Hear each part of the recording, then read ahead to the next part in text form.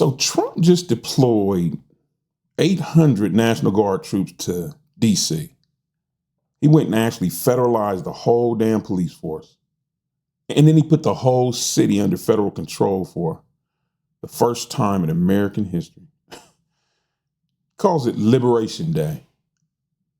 And I'm just sitting here, man, and I'm scrolling through these comments on videos about this whole debacle. And I keep seeing the same reoccurring pattern, man, over and over. As a black man, I agree with President Trump. And he goes on to get 443 likes. And as a 55-year-old black American, I completely agree with my president. And he goes on to get 296 likes. And I'm sitting here and I'm thinking to myself, when did your skin color become your best opening argument? And look, I get that people want to be heard. I do. I really do, trust me. Because I've been there. But here's what I guess is disturbing me about this whole thing, man. It's not just that we're watching the Constitution, man, get shredded in real time, because we are. It's that we're turning it into some kind of, I don't know, some kind of a performance, man. Like, people, your opinion doesn't get more weight because you announce what race you are first. That's not how truth works. And that's not how anything should work, actually. And the fact that I'm seeing hundreds of people, man, liking these comments because of who's saying them instead of what they're actually saying, well, that tells me everything that I need to know about how lost we are. Because people, here's what's actually happening while everybody's so busy performing politics for likes. Our president just federalized the city's police force for the first time in American history. There are National Guard troops patrolling American streets. And here we sit, half the country's cheering because someone with the right skin color said it was okay. I don't know. Now, my grandfather, man, he actually fought in World War II. And he used to tell me stories about how the worst part of that war, man, wasn't the bombs or the bullets. It was watching good people, man, cheer for bad things. Because they thought that they were on the right side of that. And he would go on to tell me, man, that the scariest thing about tyranny is that it doesn't come with jackboots and tanks all the time. Sometimes it's ushered in with applause, man, and people begging for it, people finally saying, man, thank God for them. Someone's finally going to do something. And I feel like that's exactly what I'm watching right now. We've got people saying, as a black man, I support federal troops taking over my city. Like their race somehow gives them a special insight into whether the Constitution matters anymore or not. And then we got other people sharing those comments like, I don't know, like trading cards. Like, look, I've got a black conservative. Now my argument is bulletproof. And people, I think you're all missing the point, but both sides of it. We got all these people out here and they're cheering for a federal takeover. And the reason being, they think it's only going to happen to other people.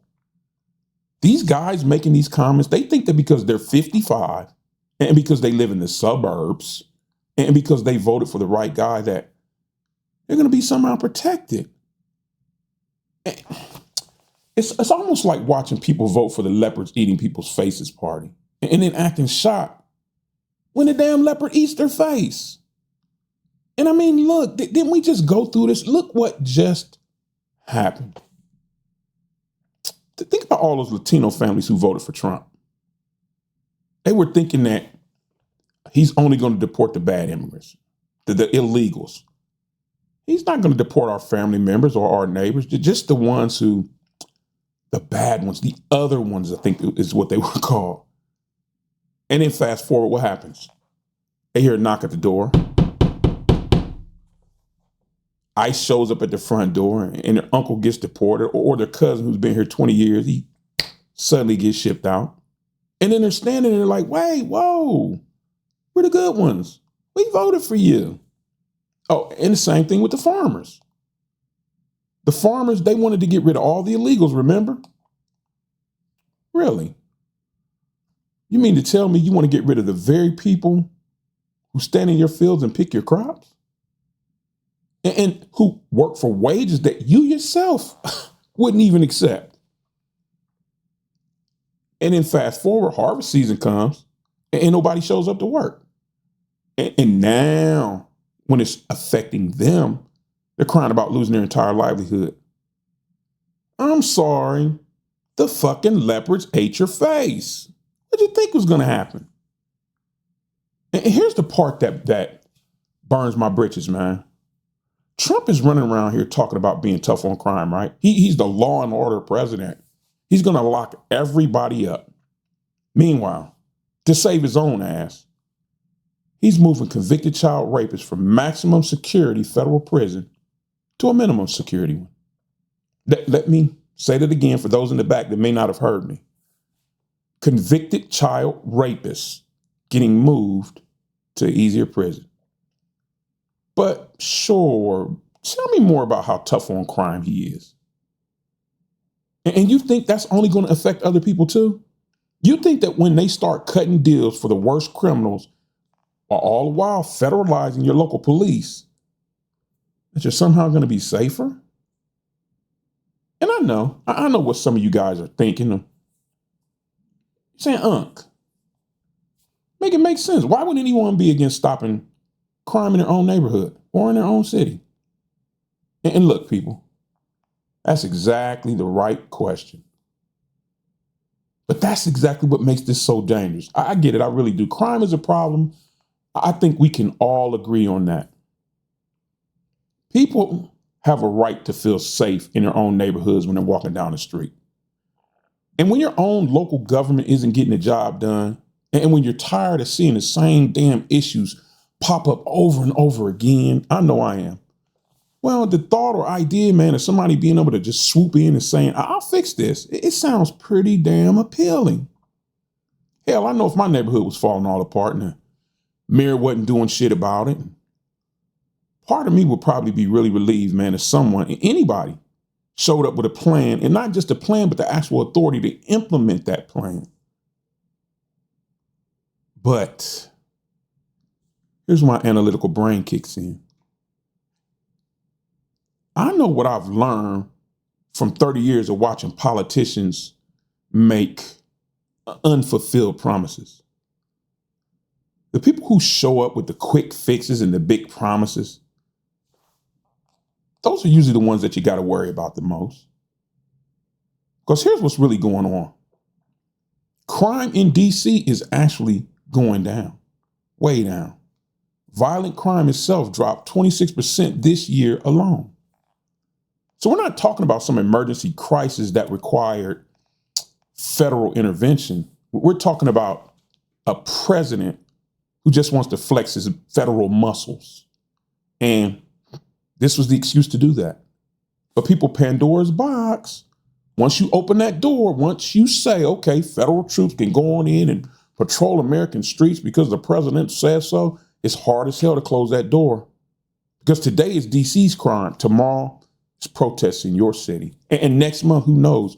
It's whatever the president decides is a public safety emergency. And you think they're going to ask your permission next time? Did they ask this time? And if Trump is so concerned about law and order, if he's determined to be so tough on crime that he needs to send in National Guard troops to DC, let me ask you this. Where in the hell were those troops on January 6th? And I mean, let's be real. Stop and think about it. We had people literally breaking into the Capitol building, assaulting cops, beating up people, and threatening to hang the vice president. They had a damn gallows on the front lawn. And for hours this went on. And no federal troops showed up. But now, all of a sudden, now we're in a city that's got that crime is actually going down. is suddenly a national emergency that requires military intervention. Now, make that make sense to me, people. Because from where I'm sitting, this isn't about being tough on crime. This is just about a president, an insecure president, having an opportunity to flex his muscle and use the military against U.S. citizens. This is nothing but a show of force, people. This is about a weak man making a point. And the point is, I can do this. I can put troops in your city, on your streets, anytime I want, and for whatever reason I want. And the question isn't whether you're against stopping crime. I think we all are. The question should be, do you trust the federal government to decide when your local police department isn't doing their job?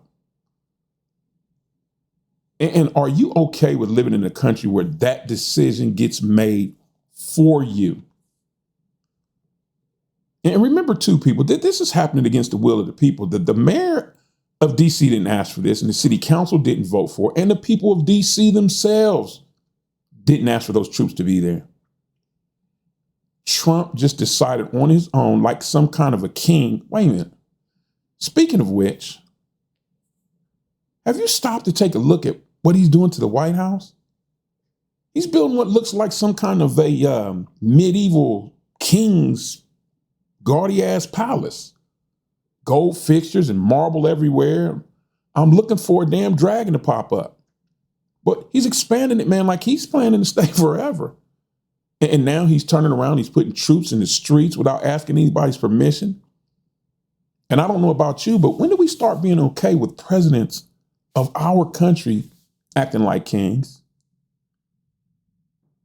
And then we talk about crime, but doesn't every major city in the United States have a crime problem? I mean, really, come on, think about it. Chicago, Los Angeles, New York, Philadelphia, Texas, they all have crime issues. Hell, Indianapolis, Indiana, my city, we have a crime problem, and so does yours probably. So if DC's crime issues, so to speak, justify a federal takeover, then what's stopping him from expanding the program and just doing this everywhere? Oh, Chicago's got a crime problem, federal takeover. LA's got homeless issues, which they do, send in the troops. While New York's got this and that city's got that, people ask yourself, where does this end? This is just the beginning. Does this really end, though, when every police department in the United States reports directly to Washington instead of to us, the people? And people, that's not stopping crime. That's changing America. And my grandfather, man, he used to tell me about this German pastor who wrote something after World War II. And it was all about how good people stayed quiet, man, while bad things were happening all around them. And then those same people would wonder how it all went so wrong. Let me give you a little bit of that.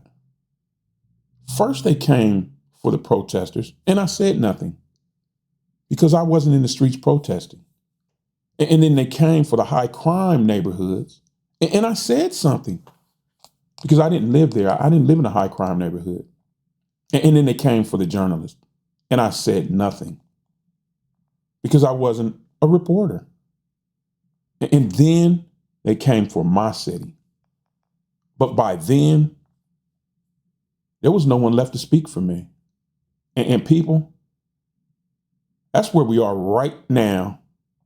DC today, your city tomorrow, and you're applauding it. Remember what I said earlier? Good people watch bad things happen, and in the end, they question how everything went so wrong. This is the beginning of tyranny, and we're watching it unfold in real time. And people, I don't know about you, this scares the shit out of me. But in my heart, I believe that we're still at a place where we can change this. We can turn this around. But it's going to require that we all work together. And that, I guess that's the thought that worries me the most. I'm not sure that people are capable of working together anymore. I think the divisions are so great, at least in our minds, that I don't know if we can span them. I hope we can, because America's still the greatest country on the face of the earth right now. And I'd like to see us get back to that greatness, not in the manner that he's speaking of, but just more unity, man. I'm shocked at what I'm seeing going on in the streets of America, but crime-wise and with what the president's doing. Let's all agree, crime is out of hand. Even though it's going down, it's too much. Something needs to be done. What? I don't know. But I think that's up to us to come up with some solutions and to get some people in the office who can do it in the right way, the way that we could all agree on. Putting troops in the streets, to me, that just signals a war is about to start. And I don't really want to see a war on the streets of the United States between the citizens and the police. That thought alone scares the shit out of me. But at any rate, hey, you got any thoughts or comments, suggestions, anything, drop them down in the comments. Let's talk about this. This is something that's going to affect each and every one of us, whether or not you believe it. And sooner or later, it's going to come your way. But at any rate, take care of yourself and each other. People, take care of your mental health out there. There's so much on us right now that a lot of people are starting to crack. But at any rate, I'm Unc. I'll see you guys in the next one.